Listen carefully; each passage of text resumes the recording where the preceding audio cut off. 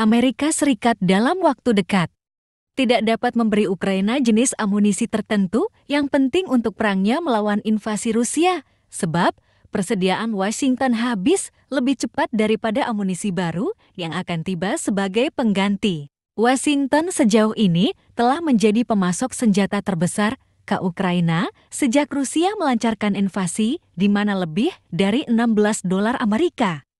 8 miliar bantuan militer diberikan. Tetapi persediaan beberapa peralatan Amerika mencapai tingkat minimum yang diperlukan untuk rencana dan pelatihan perang.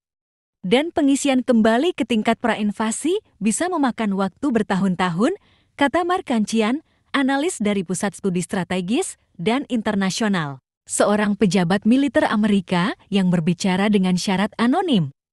Mengatakan Washington belajar pelajaran dari konflik tentang kebutuhan amunisi dalam perang kekuatan besar yang jauh lebih besar dari yang diharapkan. Perusahaan pertahanan Amerika dipaksa untuk secara drastis mengurangi produksi pada tahun 1990-an ketika Amerika Serikat memangkas pengeluaran pertahanan setelah runtuhnya Uni Soviet.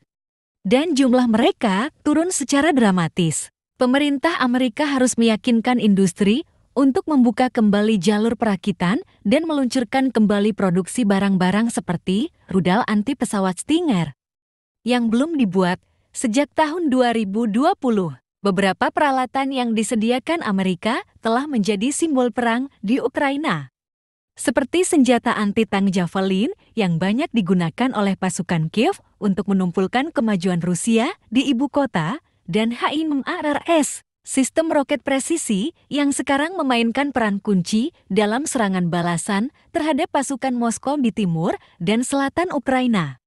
Tetapi persediaan amunisi Amerika untuk HIMARS yang menembakkan roket berpemandu GPS yang dikenal sebagai GMLRS dengan jangkauan lebih dari 80 km semakin berkurang.